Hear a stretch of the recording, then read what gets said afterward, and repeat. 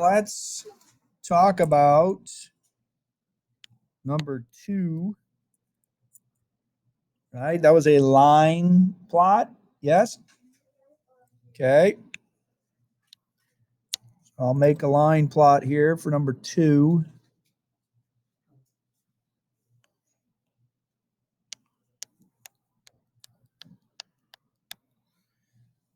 And we'll label it.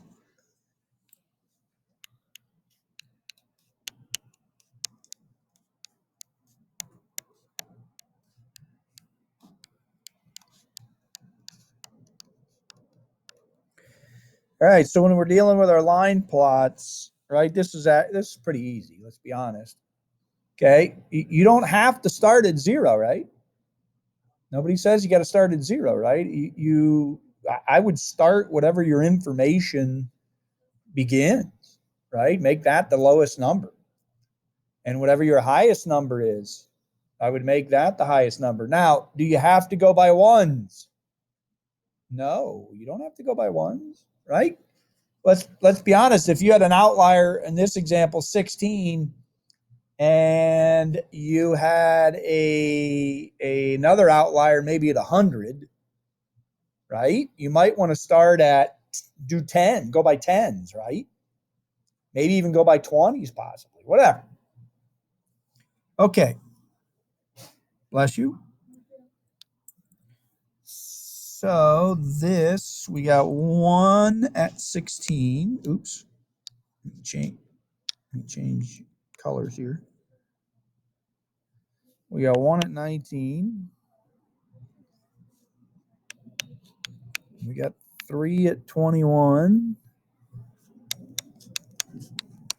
3 at 22. 1 at 23. 2 at 24. 3 at 25, and 1 at 27. Okay. So that's what number 2 should look like. Right? We put X's above the tick marks. Okay, so here's why I'm showing you this. This is what we want to take away from this, right? So from here, could we find the mean, median, mode, and range from a line graph? The answer is yes, absolutely. Right? So let's start with the easiest. How would we find the mode? Or what is the mode or modes, Kendall? All right, 21, 22, and 25. Why? Because they have the most number of X's that are equal, right? So there's 3 modes here in this line graph. Hopefully you're not playing games on your Chromebook. That probably wouldn't be a great idea at the moment. 21, 22, and 25, because they have 3 X's. How would we find the range? Tessa? All right, very good. The highest from the lowest. So 27 minus 16 is what here? All right, very good. So the range here would be 11. Whatever you do, and I know I said this on the other video, I believe, don't do it the other way around. Okay, you can't have a negative range. If you take 16 minus 27, you're going to get negative 11. That's not good. Okay, it's always the highest minus the lowest. It's a positive range. Remember, distance can't be negative. Think about that for a minute. Distance can't be negative. Okay, so if you come out with a negative number for the range, you probably did it backwards. All right, how do we find the median? Andy? Okay, how do we go down the number line until we find the middle number? You could be right.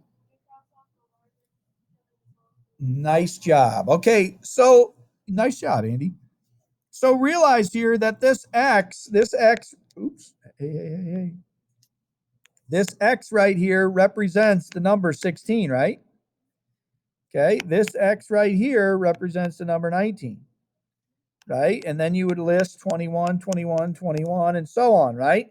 But you don't have to do that. Do you not already have them in numerical order on the line plot? Yeah, the answer is yes. So watch up on the screen. Watch how this works. Okay, once you get them in numerical order, which you do, they're just not numbers per se, they're X's. Watch this. You cross off the low, you cross off the next high one. You cross off the next lowest one. Now, over here on 25, does it matter which one I cross out? No, they're all 25 because that's the next highest one, right?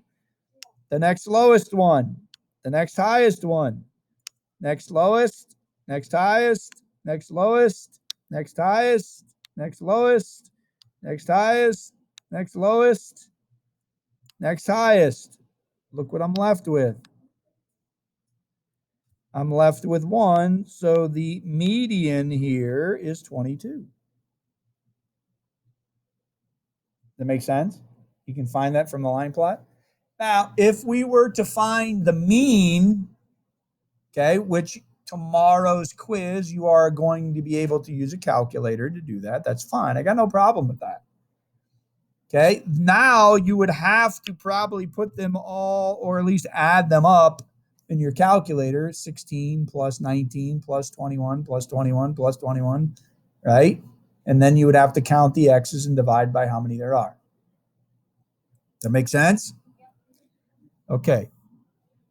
Everybody good with the line plot and how to find mean, median, mode, and range, right? You can do that. All right, very good.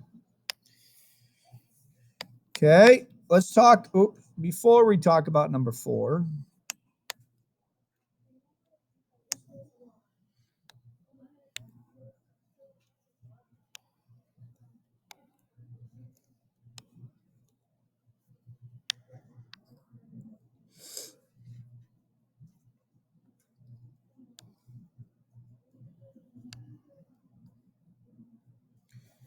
all right. Hopefully you're looking up on the screen. What's the difference between the purple and the blue? Carter?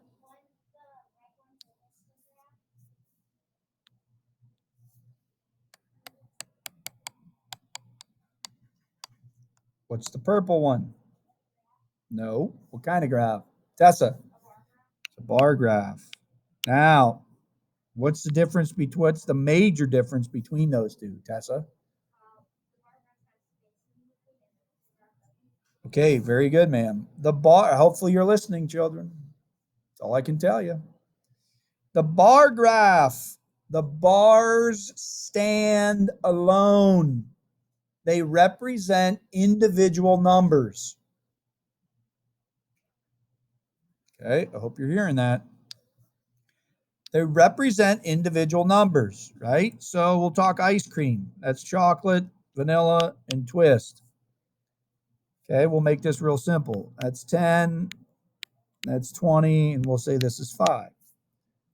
Okay, so if somebody was to ask you, how many people like chocolate? You'd say 10. 10 kids like chocolate. How many of them like vanilla? You can look at the bar graph and show 20. How many like a twist? 5. Okay, that's pretty simple. Now, when we get over to the histogram, things change. They have ranges of numbers, yes? Okay, this is a little bit different.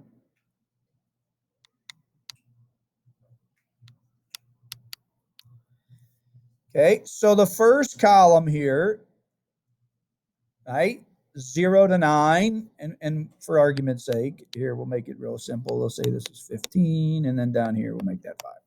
Okay.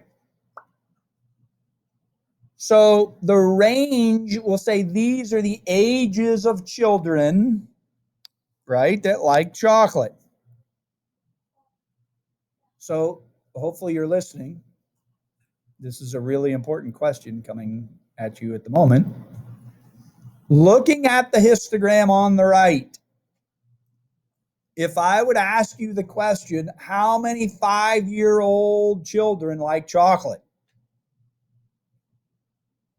What would your answer be? I heard 10. That is incorrect. Listen to what I'm asking you. This is where you got to pay attention. How many 5-year-old children like chocolate ice cream? Tessa. It's absolutely correct, children. You cannot tell from a histogram, okay, how many children. Listen, it says 0 to 9. You don't know how many 5-year-olds like chocolate. All you know is 0 to 9, there's 10 kids that like chocolate. You don't know what their ages are, correct? Now, pay attention. The only way that you could tell is if we went back to the raw data. That would be this right here, right? If you have that in front of you here, you could then make that decision, or you could find that answer, right? If you don't have the raw data, you cannot tell me how many 4-year-olds like chocolate, how many 7-year-olds like chocolate. All you do is have a range. It's a history of information. Does that make sense? Okay. Same thing would apply here, right? We'll just, the second column, right? Vanilla, right? There's 20 kids, 10 to 19 that like vanilla. You don't know their ages unless you have the raw data. Does that make sense? Everybody good with that? Because you're going to have to know that later on here down the road. Everybody good? Are you sure? Okay. Do the bars have to be connected on a histogram? Yeah, they do. You know, it's just like history, right? All the years are connected. All of a sudden, we don't have, well, we didn't have 2018. It's blank. We're not, no, that's not how that works. Okay.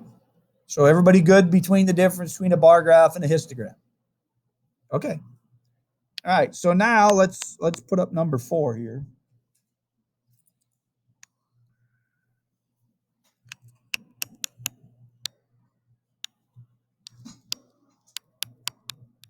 Oh, there's the title.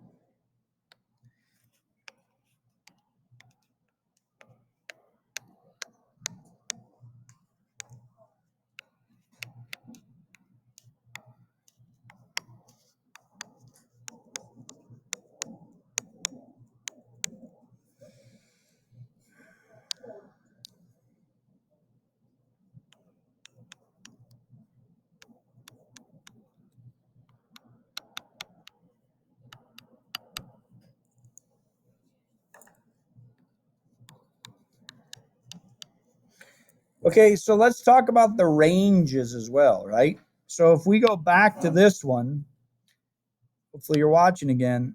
How many numbers are in this range right here? How many? Okay, that's right. There's 10. 0 is a number. If you would put 0 to 10, that is 11 numbers. Okay? There's nothing wrong with that. That's just an odd number, right?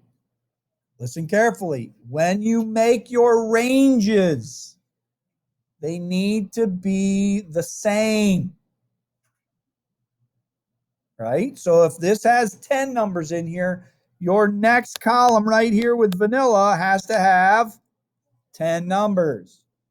Making the ranges sometimes is harder than you think. Okay? Because everybody forgets that 0 is a number. That counts. Does that make sense? Okay. So you have to include that, right? All right, so back to our number 4 here, our graph. Right? So the first one is 11. Second one is 19. Third one is 5. And the last one is 3. Oops.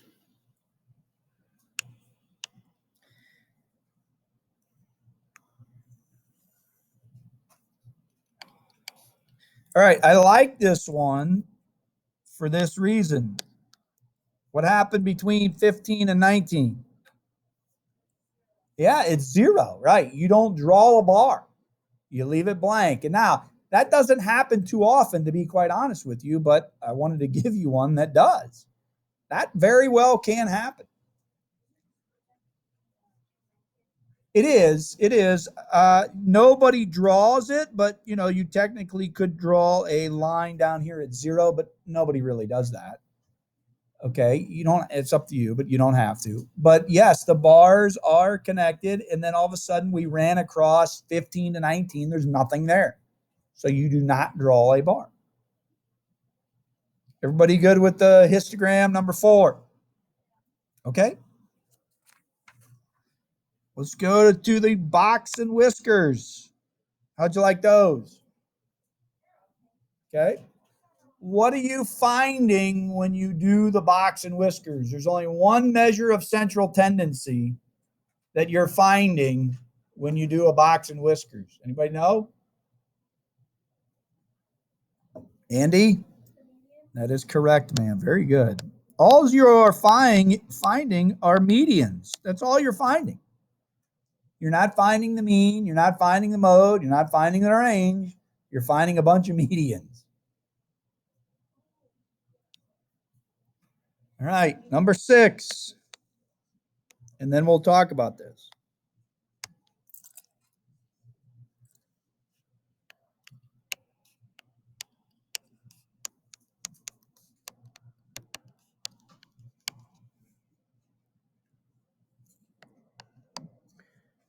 All right, now I don't have the exact numbers here, but you'll get the idea. So the median was around 38-ish.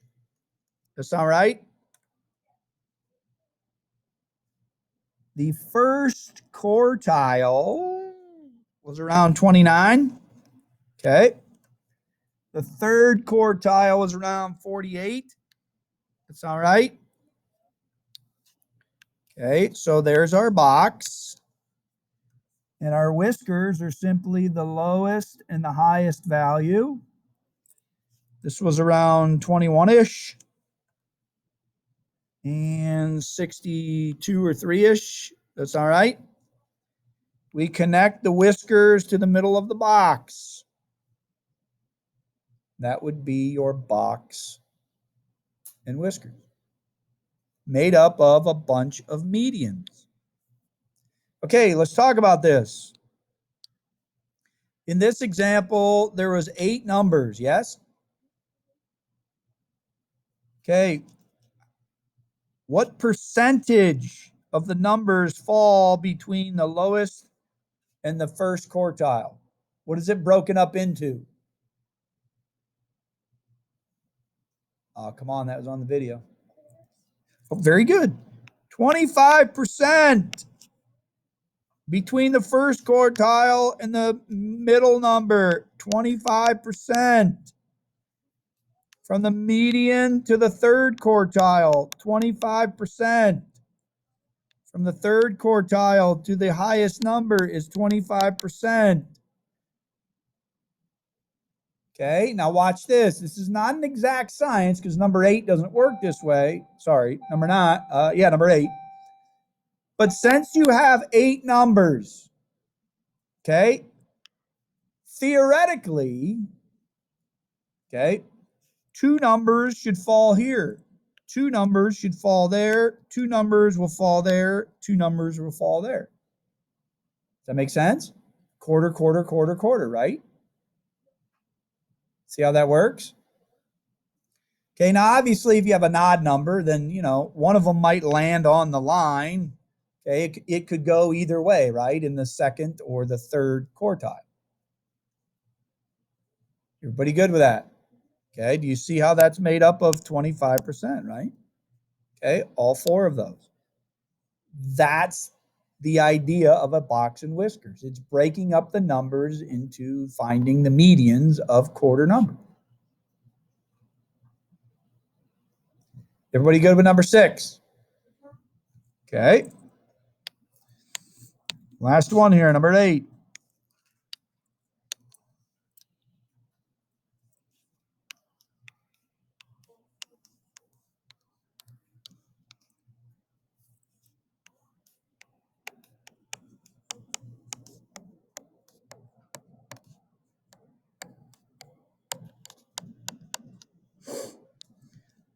All right.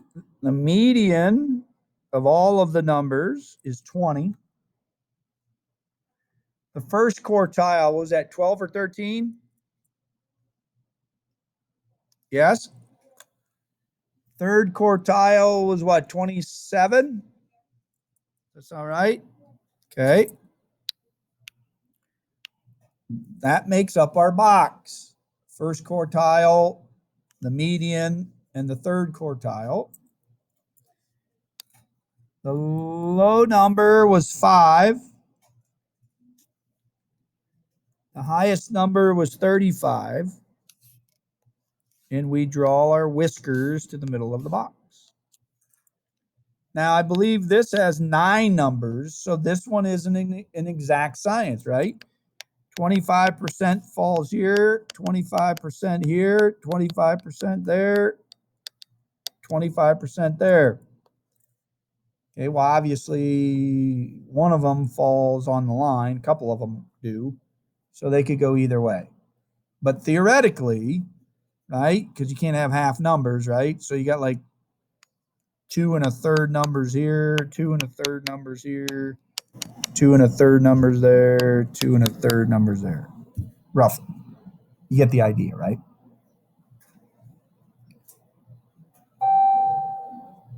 All right, so that is the evens for 5, 6B. Line plot, histogram, and box and whiskers. Everybody okay with those? Okay.